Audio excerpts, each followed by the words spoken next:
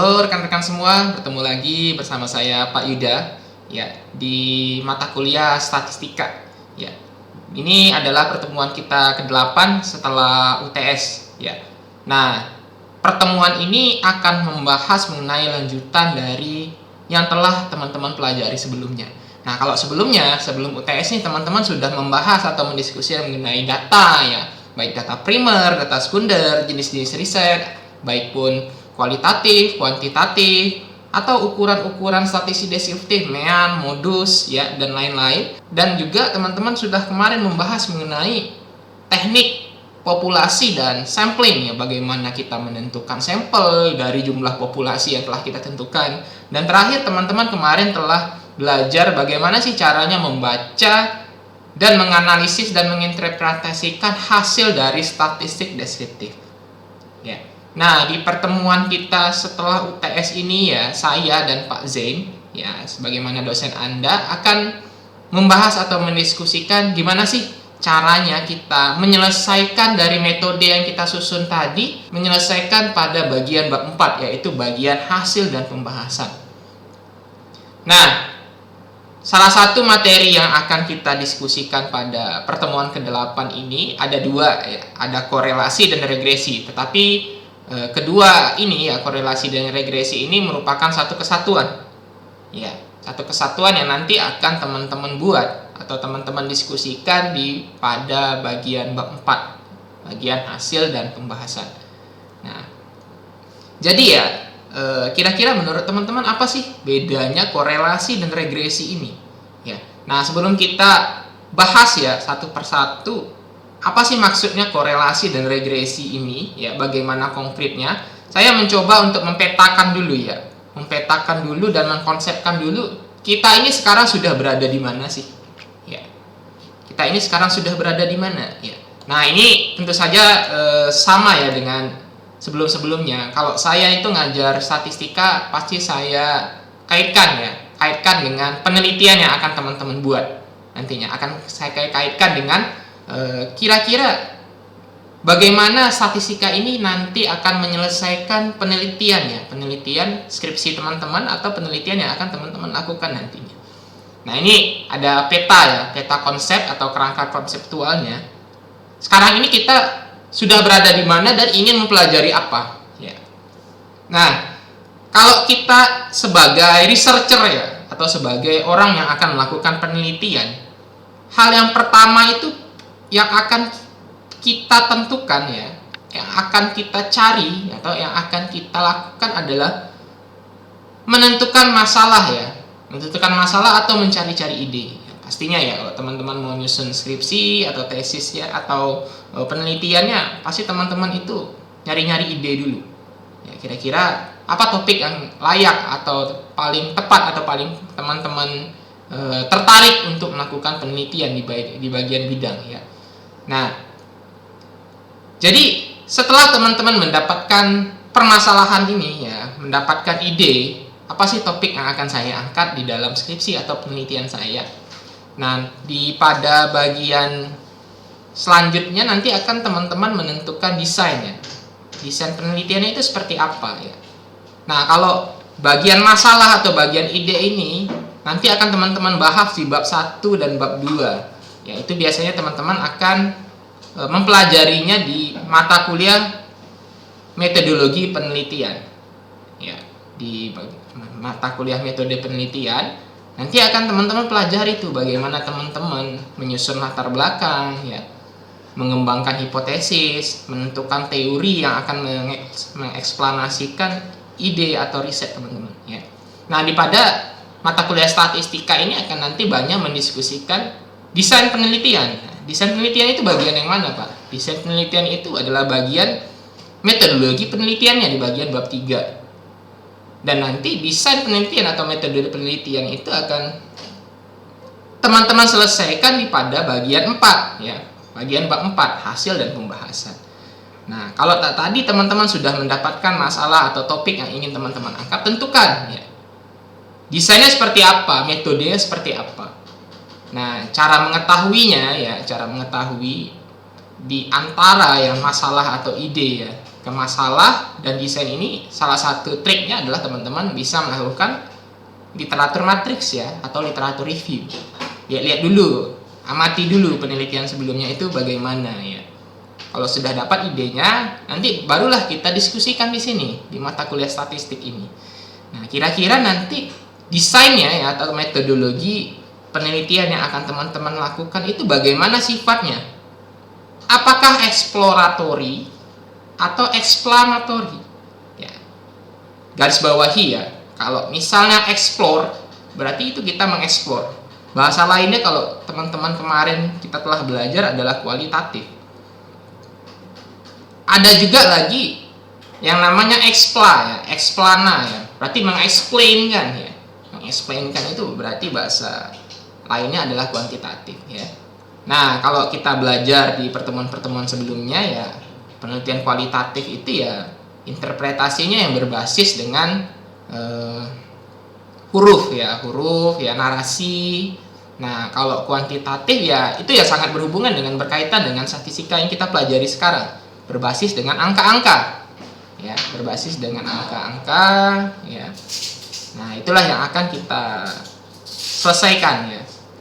Nah, kalau misalnya penelitian teman-teman itu berbasis kualitatif di sebelah kiri, ya interpretasi atau analisisnya bisa dengan narasi. Narasi itu bagaimana caranya, Pak? Ya, penyelesaiannya untuk menyelesaikan bab 4-nya itu bisa dengan wawancara, ya, studi literatur, kuesioner terbuka, dan nanti hasil wawancara yang telah teman-teman lakukan itulah yang teman-teman akan eksplanasikan ya, atau teman-teman analisis ya. Kira-kira bagaimana menurut pendapat teman-teman berdasarkan hasil wawancara yang telah teman-teman lakukan. Nah, kita di ilmu statistika ini kita berada di sebelah kanan ya. Nah, kalau sebelah kiri mungkin tidak banyak menggunakan penyelesaian dari statistika ya. Tetapi kalau di sebelah kanan, kalau penelitian teman-teman ini kuantitatif yang berbasiskan angka-angka, nah disitulah statistika ini sangat berperan ya. Sangat berperan untuk membantu teman-teman menyelesaikan penelitian atau skripsi teman-teman nantinya. Nah, pada bagian kuantitatif atau explanatory ini sebenarnya juga terbagi dua ya. Datanya itu dari mana sih? Ya, dari mana sih asalnya? Atau bagaimana dari masalah yang teman-teman tentukan tadi? Bagaimana sih sumber datanya? Dari mana sih saya mendapatkan datanya?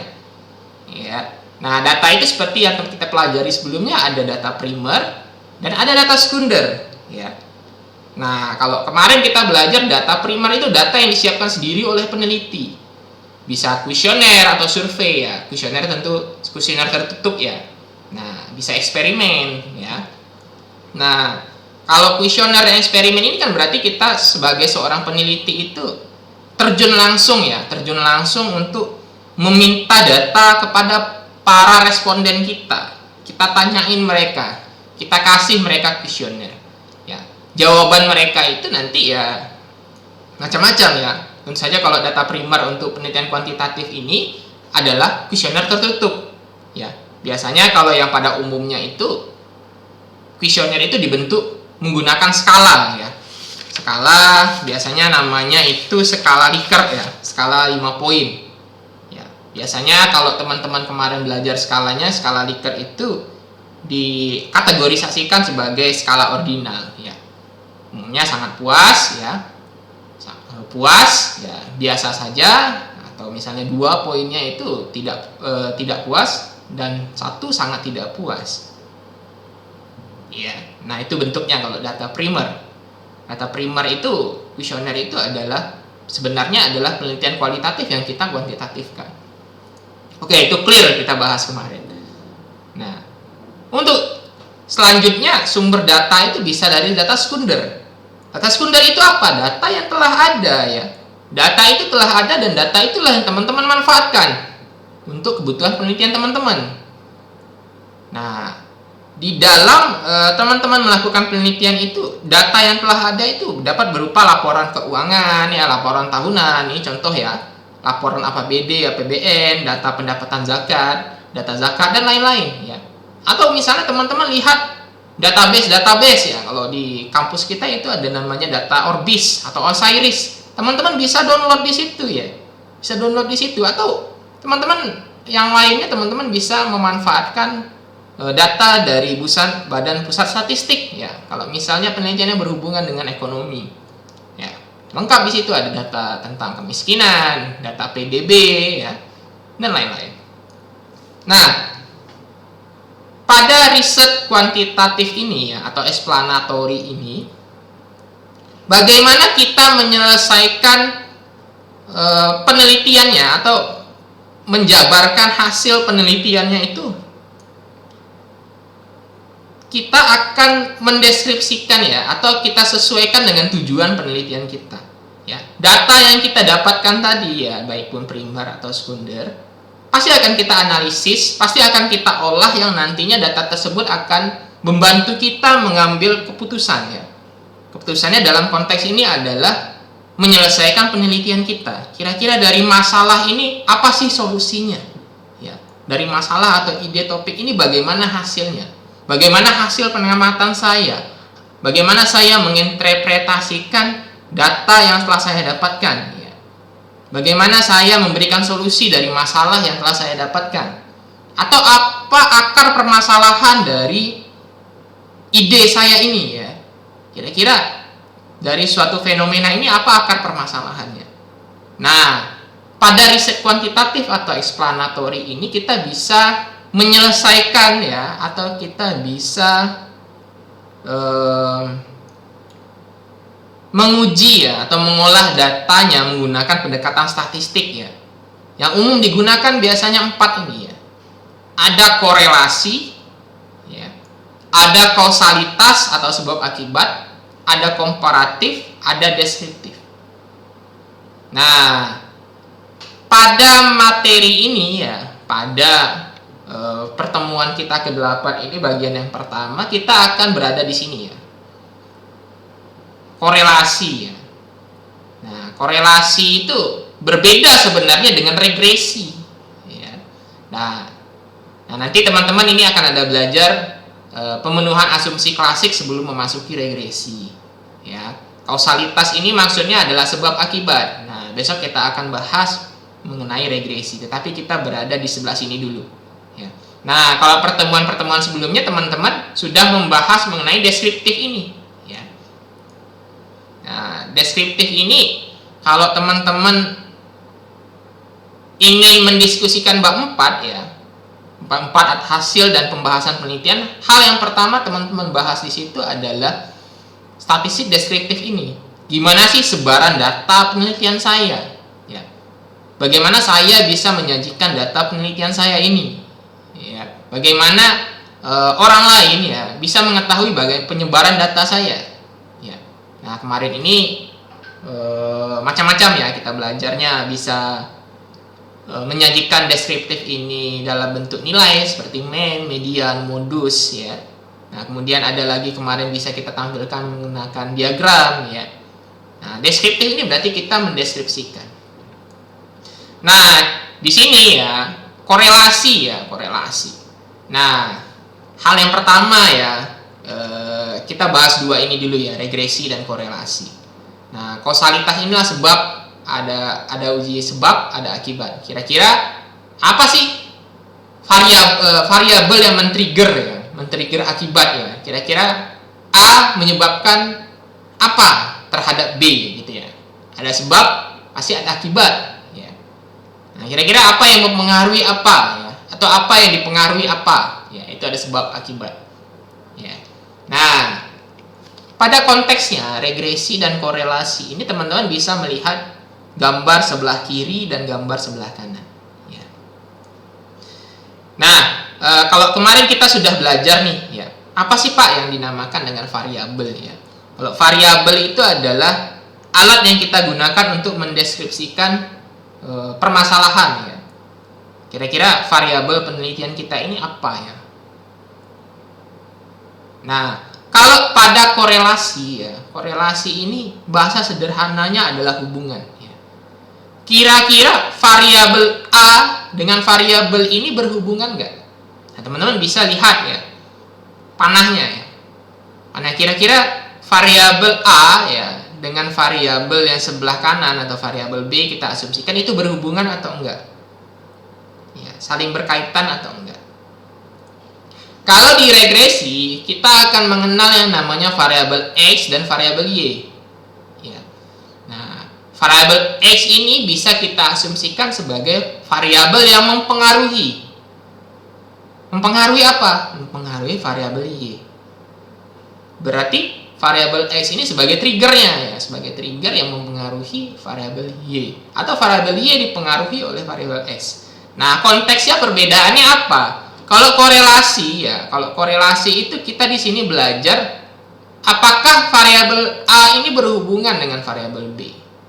Sedangkan kalau di regresi nanti kita belajar apakah variabel X ini berpengaruh, ya, berpengaruh atau enggak ya terhadap variabel Y. Atau variabel Y ini dipengaruhi enggak ya dengan variabel X. Nah, teman-teman bisa lihat simbol ini, ya. Ini simbol ini menyatakan dua arah, ya, kiri kanan, berarti dia menyatakan hubungan. Sedangkan ini hanya satu arah saja, ya. Satu arah ini berarti dia menyatakan pengaruh nggak ya variabel X ini terhadap variabel Y. Oke ya. Nah, jadi kalau korelasi, ya, apa perbedaan mendasarnya korelasi dengan regresi? Kalau korelasi hanya menentukan bentuk kekuatan hubungan, ya.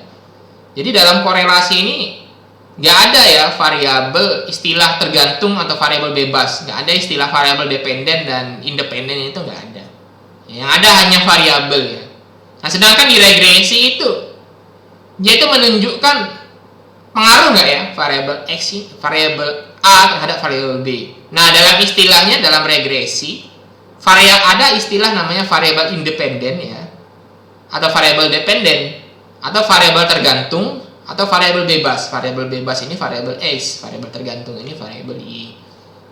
Nah, jadi ya, analisis regresi ini merupakan suatu teknik yang seringkali digunakan dalam analisis ekonomi, bisnis, ya, akuntansi, administrasi, dan lain-lain. Apakah ada hubungannya atau tidak antara dua atau lebih variabel? Ya. Variabel A dengan variabel ini berhubungan nggak ya? Dan variabel yang B ini berhubungan nggak lagi dengan variabel C? Nah, misalnya contoh kita ingin melihat apakah ada hubungan antara konsumsi dan pendapatan. Ya, kira-kira semakin besar konsumsi ini, semakin besar nggak pendapatan seseorang, ya, pendapatan kapita seseorang di suatu daerah. Nah, berhubungan nggak antara konsumsi dan pendapatan ini? Kemudian kita mendiskusikan misalnya, kira-kira semakin besar biaya iklan, ya, biaya promosi yang kita keluarkan, apakah nanti akan meningkatkan penjualan kita? Biaya iklan ini berhubungan nggak ya dengan biaya penjualan? Nah, kemudian tinggi badan seseorang, ya, apakah tinggi badan seseorang ini berkaitan nggak dengan berat badannya, berhubungan nggak dengan berat badannya? Nah, di situ kita hanya mendiskusikan berhubungan nggak antara kedua variabel ini, A dengan B. Di sini kita belum bicara pengaruh, ya, kita hanya bicara hubungannya dulu, ya, berhubungan nggak kedua variabel ini. Nah, cara mengetahui apakah variabel ini, ya, antara konsumsi dan pendapatan, biaya iklan dan penjualan ini berhubungan, bisa kita manfaatkan ilmu-ilmu statistika, salah satunya uji korelasi, uji hubungan. Nah, kalau secara teori mungkin biaya iklan ini, ya, berhubungan, ya, dengan penjualan. Semakin besar seseorang melakukan promosi, ya, semakin meningkat juga penjualannya. Nah, secara teori memang begitu, tetapi secara praktisnya, secara data-data yang teman-teman dapatkan di dalam penelitian nanti, apakah benar seperti itu? Ya. Apakah benar biaya iklan yang dikeluarkan perusahaan itu nanti akan meningkatkan penjualannya? Jangan-jangan biaya iklan yang telah dikeluarkan perusahaan itu tidak efektif, ya, tidak efektif sehingga tidak meningkatkan penjualan, tidak berhubungan sama sekali. Kan bisa saja secara praktisnya nanti akan terjadi yang berbeda dari teori, ya. Nah, jadi di sini, ya, pada pertemuan kita pada hari ini kita akan mendiskusikan mengenai korelasi, ya, korelasi dan regresi sederhana. Nah, jadi nanti ada juga istilahnya dengan regresi berganda, ya. Tapi pada hari ini kita akan bahas korelasi dulu, ya. Nah, jadi di dalam istilah korelasi itu nanti akan ada yang namanya mengukur keeratan hubungan. Ya. Kira-kira erat nggak variabel A dengan variabel B? Erat nggak hubungan kedua variabel ini? Nah, keeratan hubungan itu bisa kita jawab dengan uji korelasi. Bagaimana kesimpulan yang nantinya akan kita ambil. Ya. Nah, kenapa regresi ini dan korelasi ini dihubungkan, Pak, pada dalam satu materi yang sama? Karena analisa ini biasanya dipakai secara bersama-sama, ya. Teman-teman pasti tentukan korelasi dulu, nanti baru teman-teman tentukan regresi, ya. Atau cukup salah satu saja, ya. Cukup salah satu, teman-teman bisa manfaatkan regresi, ya. Tergantung tujuan penelitiannya nanti. Ya. Pada umumnya para peneliti bisa langsung ke regresi ini, ya. Kenapa bisa langsung? Ya nanti kita bahas, ya. Kita bahas bersama. Tetapi bisa nggak, Pak, kalau penelitiannya itu cuma korelasi saja? Ya tergantung penelitiannya, ya. Nah, oke. Nah, kita bahas dulu yang pertama, korelasi dulu, ya. Nah, korelasi ini merupakan salah satu teknik statistika yang kita gunakan untuk menganalisis hubungan, ya, antara dua variabel atau lebih yang bersifat kuantitatif. Nah, ya jadi pengujian regresi, korelasi, dan lain-lain tadi, ya kita bisa atau kita berada pada sisi kuantitatif, ya, atau sisi explanatory tadi. Oke, jadi di dalam konteks pembelajaran kita pada hari ini, kapan suatu variabel itu dikatakan saling berkorelasi? Ya. Nah, variabel dikatakan saling berkorelasi jika perubahan suatu variabel diikuti perubahan yang lainnya. Nah, apa maksudnya? Ya. Jadi, ya, kalau misalnya variabel A tadi, ya, ada variabel A itu berubah dia nilainya. Nah, ternyata variabel B ikut berubah juga. Nah, itu bisa kita katakan sebagai variabel tersebut saling berkorelasi atau saling berhubungan satu sama lain. Nah, jadi pada konteksnya nanti ada hubungan yang negatif, ada hubungan yang positif, ya. Ada korelasi negatif dan ada korelasi positif. Nah, konkretnya seperti apa? Ya, sebentar kita bahas, ya. Nah, bentuknya seperti apa, Pak, contoh korelasi itu? Nah, tadi ada korelasi positif dan negatif. Nah, kalau korelasi positif, misalnya contohnya hubungan antara jumlah pengunjung dengan jumlah penjualan, ya. Semakin ramai pengunjung yang datang di suatu toko, ya, atau di suatu pusat perbelanjaan, berarti semakin meningkat juga jumlah penjualan, ya. Semakin ramai orang yang berada di suatu pusat perbelanjaan, berarti semakin meningkat juga jumlah penjualan yang berada di pusat penjualan tersebut. Nah, yang kedua misalnya hubungan antara jam belajar dengan IPK, ya. Semakin tinggi tingkat teman-teman ini belajar, ya, semakin sering teman-teman ini belajar, ya kita pasti hubungkan dengan semakin tingginya tingkat IPK yang akan teman-teman dapatkan. Nah, kalau negatif itu gimana, Pak? Negatif itu korelasi juga nggak? Iya, ya. Cuman hubungannya terbalik, ya, hubungannya negatif. Misalnya hubungan antara harga dengan permintaan, ya. Harga ini kalau di ilmu ekonomi namanya price, ya, dengan permintaan atau demand, ya. Nah, kalau semakin tinggi harga barang pasti akan menurunkan permintaan, ya. Itu hukum demand, ya. Tetapi jika semakin harga itu rendah, ya, pasti akan meningkatkan permintaan, ya. Kalau harganya tinggi tadi akan menurunkan permintaan, jika harganya rendah akan meningkatkan permintaan, ya. Terbalik hubungannya, ya. Nah, kedua adalah hubungan antara pesaing dengan jumlah penjualan, ya. Semakin tinggi, ya, atau semakin banyak jumlah pesaing kita dalam berdagang, secara teori pasti akan menurunkan tingkat penjualan kita karena banyak pesaing, ya. Tapi semakin rendah, ya, tingkat pesaing kita, ya, kalau pasar monopoli itu ya cuma dia sendiri yang jualan situ, ya semakin tinggi jumlah penjualannya. Nah, itu contoh-contoh kasusnya, ya, korelasi positif dan korelasi negatif. Nah, tugas kita di sini adalah menentukan kira-kira misalnya benar nggak jumlah pengunjung ini, ya, berhubungan dengan jumlah penjualan, ya. Apa hubungannya? Ya. Nah, secara teori ya pasti positif, ya. Semakin tinggi jumlah pengunjung, ya semakin tinggi juga jumlah penjualan. Nah, ada beberapa karakteristik korelasi ya. Nilai korelasi itu berkisar dari -1 sampai dengan 1 ya. Jadi hubungan korelasi itu berkaitan dengan -1 sampai dengan 1 ya. Jadi kalau kaitan korelasi itu tidak ada 1,1 ya. Jadi semakin mendekati 1 ya, korelasinya akan semakin kuat ya. Semakin berhubungan dia, variabel A dengan variabel B itu semakin mendekati 1 ya. Nah, korelasi ini juga bersifat simetrik ya. Nah, jika X dan Y saling bebas, maka korelasi akan bernilai 0. Selanjutnya, meskipun korelasi mengukur derajat hubungan, tetapi bukan alat uji kausal ya. Nah, alat uji kausal ini adalah alat uji sebab akibat tadi ya. Dia tidak menguji pengaruh, tapi hanya menguji berhubungan. Nah, teman-teman ingat ya, tadi setelah kita bahas nanti di dalam penelitian ya, kalau dia berhubungan ya, kalau misalnya dia berkorelasi antara satu sama lain, belum tentu dia itu berpengaruh ya. Makanya ingat ya teman-teman, korelasi ini berbeda dengan regresi ya. Di korelasi ini kita hanya mendiskusikan bagaimana hubungan variabel. Tapi di dalam regresi nanti kita akan mendiskusikan bagaimana variabel itu berpengaruh satu sama lain. Nah, dalam konteks ini yang berhubungan, berkorelasi belum tentu dia berpengaruh. Tetapi jika nanti ya di dalam regresi dia berpengaruh, sudah pasti berhubungan. Nah, makanya kita bisa langsung ke regresi ya dalam konteks ini kalau nanti teman-teman tergantung tujuan penelitiannya.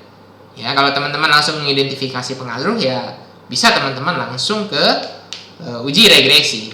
Tetapi uji korelasi ini diperlukan ya, diperlukan di pengujian sebab akibat. Salah satunya di penelitian data primer ya. Ada asumsi ya atau estimasi uji validitas yang nanti diperlukan. Kira-kira dari alat uji kuesioner yang teman-teman sebarkan itu ya berhubungan nggak dengan variabelnya. Nah, itu penting ya, itu suatu hal yang wajib jika di penelitian data primer ya. Oke. Nah, korelasi berdasarkan arah hubungannya. Pertama, kalau korelasinya positif, nah pasti arah hubungannya itu searah ya. Semakin tinggi variabel A, akan semakin tinggi juga variabel B ya. Nah, begitu. Kalau korelasi negatif itu hubungannya berlawanan arah. Misalnya semakin tinggi variabel A, pasti variabel B akan semakin rendah. Begitu juga sebaliknya. Nah, selanjutnya korelasi nihil ya. Korelasi nihil ini 0 ya, tidak atau hampir mendekati 0 atau hampir tidak ada hubungannya sama sekali antara variabel A dan variabel B. Ya. Nah, teman-teman bisa lihat ya garis ini ya. Berapa nilai koefisien korelasi? Nah, ini kita mulai dari 0. Lihat yang paling bawah, kalau di garis oranye ini ya, semakin dia mendekati 1 ya, semakin dia ke sebelah kanan menjauhi titik 0, berarti hubungannya sangat berhubungan, sangat kuat ya, sangat berkorelasi sekali. Tetapi kalau dari atas ya, mengikuti arah panah yang di atas, dia mendekati 0, berarti hubungan korelasinya itu semakin lemah. Ya. Nah, kalau angkanya nanti hasilnya itu 0,8 sampai 1 ya, hampir mendekati 1, itu berarti korelasinya sangat kuat. Nah, kalau sebaliknya mendekati 0 ya, 0 sampai 0,2 berarti korelasinya sangat lemah. Nah, ini bisa teman-teman jadikan alat acuan ya. Oke. Nah, kita ke yang pertama dulu ya. Tadi ada 3 jenis korelasi yang kita akan diskusikan. Pertama adalah korelasi product moment ya, atau di dalam bahasa SPSS itu adalah person ya.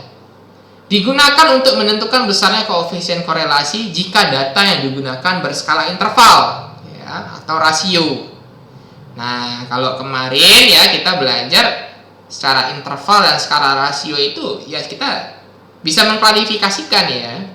Nah, kalau skala data rasio itu dia berkoma, tidak boleh berkoma namanya. Kalau data interval dia boleh berkoma. Atau skala ranking ya. Kalau skala ranking yang data kualitatif yang kita kuantitatifkan, nanti kita belajarnya di korelasi Kendall Tau dan Sperman ya. Kalau di sini cocoknya biasanya digunakan untuk data yang bersifat interval dan rasio. Nah, data interval dan rasio itu biasanya berada di data sekunder ya. Kalau data primer nanti di jenis korelasi yang satu lagi. Nah, teman-teman bisa lihat rumus ini ya. Nah, R ini adalah simbol korelasi ya. X dan Y. X dan Y ini ya variabel A dan variabel B tadi ya. A dan variabel B berapa totalnya. Nah, cara mencarinya ini. N ini adalah jumlah datanya. Sigma X dan Y. Sigma dan X dan Y ini berarti nilai X dikalikan nilai Y. Nilai variabel A dikalikan nilai variabel B. Dikurangi sigma X dikali sigma Y. Dibagi akar dari jumlah data. Sigma X dikuadratin. Ya, begitu seterusnya. Nah, tetapi dari menghitung rumus ini, teman-teman sebenarnya bisa menghitungnya menggunakan Microsoft Excel ya. Tetapi di sini saya sederhanakan, teman-teman bisa manfaatkan alat bantu ya, alat bantu yang sering kita bahas yaitu SPSS. Ya, SPSS itu biasanya dapat kita gunakan untuk membantu kita untuk menguji data-data yang telah kita dapatkan tadi ya. Nah, alat bantu yang menyediakan jalan keluar kita untuk menyelesaikan rumus-rumus ini ya, rumus-rumus statistika ini ya. Jadi kita harus fasih juga ya menggunakan teknologi ya, salah satunya ya SPSS ya, alat bantu yang bisa kita gunakan untuk menyelesaikan permasalahan statistika ya. Nah, ini rumus-rumus statistika ya. Nah, kita bisa menggunakan SPSS untuk membantu kita menghitung rumus-rumus ini. Nah, tugas kita nanti adalah membaca datanya. Ya. Kira-kira hasil yang dikeluarkan SPSS itu seperti apa. Nah, ini contoh soal ya. Contoh soal perhitungan korelasi menggunakan produk momen atau person. Ya. Misalnya nih, seorang peneliti melakukan penelitian dengan tujuan untuk menganalisis hubungan antara lama bekerja, produktivitas, dan jumlah pelatihan yang telah diikuti. Untuk keperluan tersebut, peneliti mengambil data sebanyak 30 pegawai. Ya, nah kira-kira lama bekerja berhubungan nggak dengan produktivitas seseorang? Nah, produktivitas seseorang berhubungan nggak dengan jumlah pelatihan yang telah diikuti? Ya, nah hipotesisnya apa? Hipotesisnya itu adalah dugaan sementara kita ya.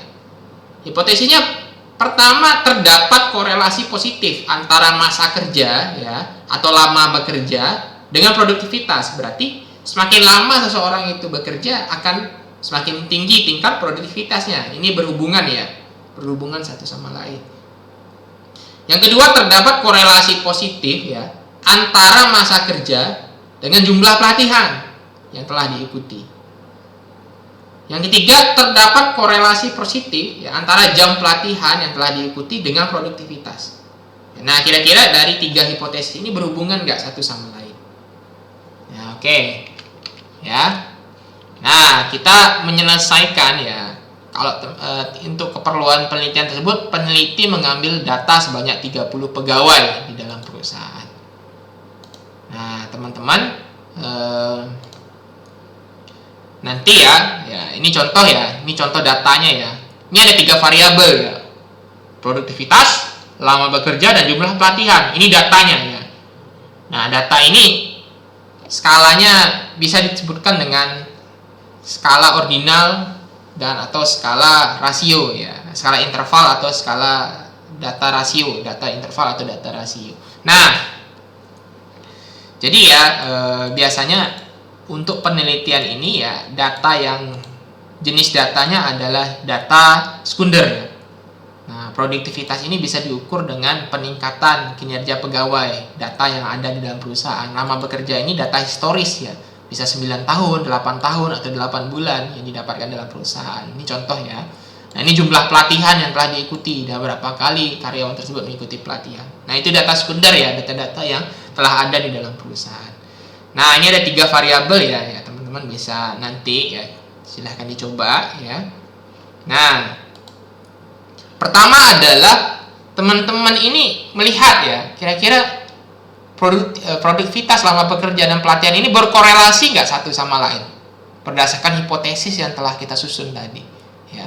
Nah, ini caranya pertama adalah analyze ya. Analyze di sini teman-teman lihat ya. Correlate ya. Correlate atau korelasi ya, ini bahasa lainnya di dalam SPSS ini. Bisa dilihat nanti bivariate ya. Analyze ya. Correlate, bivariate ya. Nah, ini ya. Ini ada 3 variabelnya, teman-teman pindahin ke sebelah kanan ya. Nah, untuk kolom korelasi koefisien ini ada 3 ya. Nah, untuk korelasi yang jenis ini, untuk data sekunder ini kita pakai person ya. Karena skalanya tadi kita dapatkan skala interval dan data rasio ya. Data interval dan data rasio.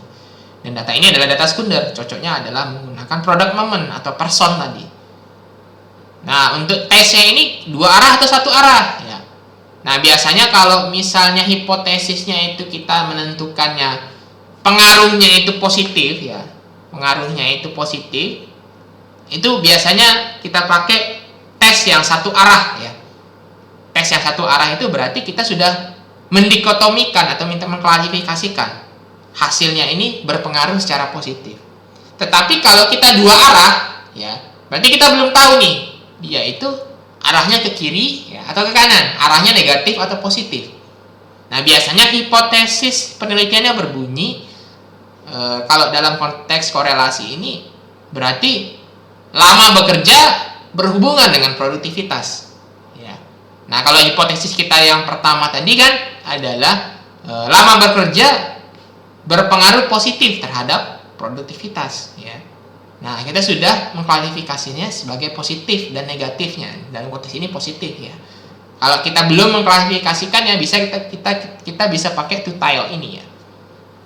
Nah, di sini kita pilih one tile ya. Klik OK ya. Nah, ini ya hasilnya. Oke, ini hasil ini biar simple saya pindahkan ke dalam PowerPoint ya. Nah, teman-teman bisa lihat ya, teman-teman bisa lihat angka ini ya. Pertama adalah nilai sebelah kiri, produktivitas. Di sini juga ada produktivitas. Maksudnya apa, Pak? Jadi produktivitas yang di sini ini berhubungan nggak dengan produktivitas dengan produktivitas variabel dia sendiri. Kemudian yang di atasnya produktivitas berhubungan nggak dengan lama bekerja. Kemudian produktivitas berhubungan nggak dengan jumlah pelatihan. Ya. Begitu juga sebaliknya, jumlah pelatihan ini berhubungan nggak dengan produktivitas. Lama bekerja berhubungan dengan produktivitas. Dan produktivitas berhubungan nggak dengan variabelnya sendiri, produktivitas. Nah, ini bisa teman-teman lihat ya. Produktivitas dengan produktivitas itu jumlahnya 1. Kenapa 1 ya? Karena dia variabel sendiri, variabelnya variabel dia sendiri ya. Ya, variabelnya variabel dia sendiri. Nah, ini lama bekerja. Kenapa 1? Kenapa sangat kuat ya? Karena itu variabelnya sendiri. Nah, yang menjadi pusat perhatian kita adalah angka ini ya. Dan angka ini. Nah, kita lihat bagaimana hubungan produktivitas dengan lama bekerja. Bagaimana hubungan lama bekerja dengan produktivitas. Nah, kalau kita lihat nilai signifikansinya, ya, nilai signifikannya adalah 0,00 ya. Nah, 0,00 ya. Kalau kita yakin ya 0,00 itu kalau derajat signifikasi kita menggunakan 0,05 ya, berarti 0,00 ini lebih kecil dari 0,05. Nah, ini taraf nyata ya, kemarin kita belajar dia itu ada 0,05, ada 0,01, ada 0,1 ya. Nah, biasanya umum digunakan adalah 0,5. Kalau misalnya signifikansi kita ini lebih kecil dari 0,05, berarti signifikan. Berarti lama bekerja ini berhubungan dengan nilai produktivitas. Berarti hipotesis kita diterima. Nah, begitu juga untuk yang lain ya. Pelatihan, kita lihat. Berarti pelatihan ini berhubungan dengan produktivitas karena nilainya lebih kecil dari 0,05. Kalau di sini nanti nilainya lebih besar dari 0,05, berarti kita bisa mengasumsikan. Berarti jumlah pelatihan ini tidak berhubungan dengan produktivitas. Nah, itu teman-teman bisa melihat nilai signifikansi. Nah, cara lainnya teman-teman bisa melihat nilai yang di atasnya ini ya. Ini namanya nilai T tabelnya.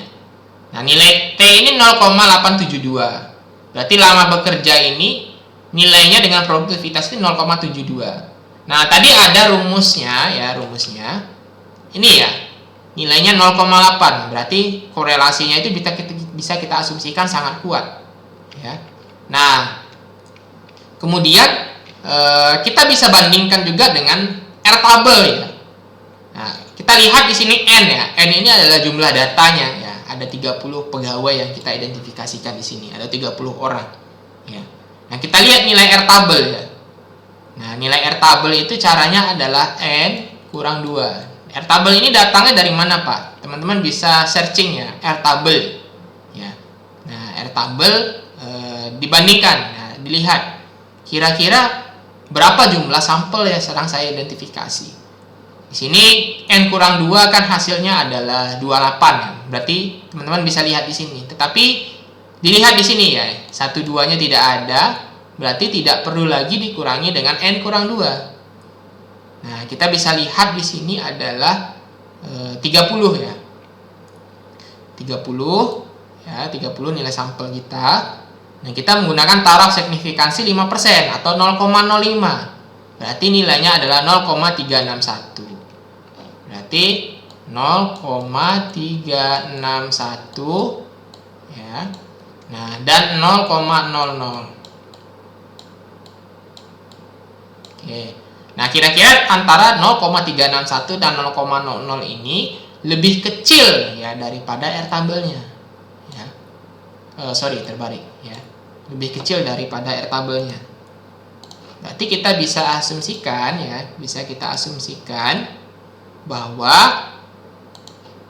lama bekerja ini berhubungan dengan produktivitas ya. Hubungannya positif atau negatif? Kita bisa lihat angkanya ya. Tidak ada minusnya di situ. Berarti mendekati 1 ya, mendekati 0,872. Mendekati 0,872 ini berarti hubungannya adalah positif ya. Nah, begitu juga untuk yang lainnya. Oke.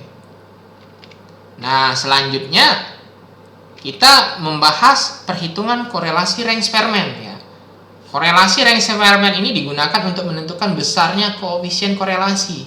Jika data yang digunakan berskala ordinal ya. Ordinal itu biasanya skala Likert ya. Sangat puas, sangat tidak puas 5 poin ya. Nah, ini rumusnya. P ini apa? P ini koefisien korelasi Reng-Sperman. Kalau tadi R ya.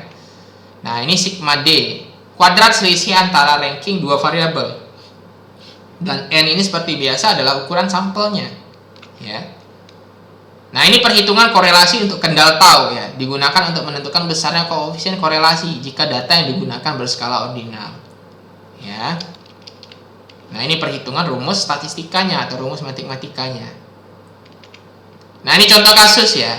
Kita perhatikan dan kita selesaikan bersama. Di sini seorang peneliti melakukan penelitian untuk mengetahui apakah terdapat hubungan antara kualitas pelayanan dengan kualitas pelanggan dan berhubungan lagi dengan intensi atau minat atau niat untuk membeli kembali. Nah, penelitian tersebut diambil 30 pelanggan supermarket ABC menggunakan skala Likert 5 poin. Menggunakan korelasi Reng-Sperman dan kendal tau. Nah, jadi di sini ada 3 variabel, kualitas pelayanan, kepuasan pelanggan, dan niat ya, intensi ini niat atau minat untuk membeli kembali. Ya, kira-kira kualitas pelayanan ini berhubungan nggak dengan kepuasan pelanggan? Ya, semakin baik dia dilayani, semakin puas nggak pelanggan tersebut? Nah, semakin puas pelanggan tersebut, semakin tinggi nggak niat dia untuk beli kembali produk yang telah ditawarkan supermarket ABC ini. Nah, di sini kita berhipotesis ya, di sini kita yakin ya. Nah, hipotesis ini sebenarnya dibentuk atau didukung atau dibangun dari hasil-hasil penelitian sebelumnya dan teori ya, ada grand teorinya ya. Jadi hipotesis ini dibangun dari grand teori dan bagaimana hasil-hasil penelitian terdahulu sehingga kita yakin bahwa itu tuh berhubungan ya. Nah, di sini konteks ini kita mengkorelasikannya atau menduganya korelasi ini berpengaruh secara positif. Jadi kualitas pelayanan ya, mohon maaf ini kualitas pelayanan ya. Kualitas pelayanan ini kualitas pelayanan ya. Kualitas pelayanan ini berhubungan nggak, berkorelasi nggak dengan kepuasan pelanggan? Dalam konteks ini korelasinya kita duga secara positif ya. Nah, kemudian hipotesis yang kedua, terdapat korelasi positif antara kualitas pelayanan dengan niat untuk melakukan pembelian ulang ya, niat untuk membeli kembali ya pada supermarket ABC ini. Yang ketiga adalah terdapat korelasi positif antara kepuasan pelanggan dengan niat melakukan pembelian ulang. Ya, ada 3 hipotesis yang kita jabarkan di sini. Nah, ini kita selesaikan dengan menggunakan korelasi Kendall Taw dan Sperman tadi ya. Nah, langsung kita masuk ke datanya ya. Nah, ini ya ada 3 variabel di sini, ada pelayanan, kepuasan dan niat. Ya, ini data yang telah kita kumpulkan ya dari skala Likert misalnya. Nah, caranya bagaimana? Caranya analyze ya, correlate, bivariate, sama dengan yang tadi. Nah, karena skala ini adalah skala ordinal ya, skala ordinal, kita pindah. Maka simbolnya seperti ini ya. Nah, tadi kan kita menggunakan person ya, atau skala product moment ya. Ini kita menggunakan Kendall Taw dan Sperman ya. Langsung kita pakai keduanya ya. Karena hipotesisnya tadi telah kita hipotesiskan dia secara positif, berarti dia satu arah ya. Kalau tadi tidak ada bunyinya secara positif, hanya berhubungan saja, berarti teman-teman nanti bisa menguji menggunakan two tail ya, atau 2 arah. Oke, tekan OK. Oke, begini hasilnya. Ya, outputnya hampir sama dengan tadi. Ya, saya pindahkan ke dalam ke dalam PowerPoint ya, agar lebih mudah. Nah, cara membacanya bagaimana? Cara membacanya hampir sama dengan tadi ya. Jadi di sini ada pelayanan ya, di sini uji Kendall Taw ya, di sini uji Sperman. Nah, pada konteksnya ini sebenarnya hampir sama ya. Nah, jadi disesuaikan saja nanti dengan data yang teman-teman kumpulkan. Kalau misalnya datanya data primer, bisa teman-teman menggunakan Kendall Taw atau Sperman. Sedangkan kalau datanya data sekunder, teman-teman bisa memanfaatkan product moment yang sebelumnya telah kita bahas. Nah, di sini pelayanan ya, pelayanan dengan pelayanan ya satu ya. Sangat berhubungan sekali karena dia dihubungkan dengan variabelnya sendiri ya. Nah, di sini kita lihat adalah ini ya, ini dan ini ya. Ini seperti biasa adalah jumlah sampelnya ya, atau jumlah datanya ya. Nah, jika nilai signifikansinya itu adalah 0,00 atau lebih kecil dari 0,05 ya, lebih kecil dari 0,05, berarti kita bisa mengasumsikan dia itu berhubungan ya. Nah, di sini 0,00 berarti tingkat kepuasan itu, tingkat pelayanan tersebut ya akan berkorelasi atau berhubungan dengan tingkat kepuasan. Begitu pula sebaliknya. Ya. Tingkat pelayanan yang diberikan itu ya akan berhubungan dengan niat orang untuk membeli kembali ya. Nah, tingkat kepuasan ini berhubungan juga dengan tingkat pelayanan ya. Ini ya. Tingkat kepuasan, tingkat pelayanan. Begitu juga dengan tingkat kepuasan dengan niat untuk mereka membeli kembali. Nah, kalau yang di atasnya ini nilai korelasinya ini hampir sama bacanya dengan yang tadi. Ya, kalau dia hampir mendekati 1 berarti hubungannya sangat kuat. Positif atau negatif. Kalau di sini tidak ada minusnya berarti dia positif. Berarti mendekati 1. Ya. Nah. Oke. Nah, kalau Sperman juga hampir sama ya caranya. Oke, saya kira cukup ya untuk materi kita bagian yang pertama mengenai korelasi. Silahkan teman-teman pelajari kembali materinya dan dicoba-coba ya menggunakan ngerun SPSS-nya dan melihat-lihat jurnal-jurnal yang bagaimana sih jurnal-jurnal yang menggunakan pendekatan korelasi ini ya.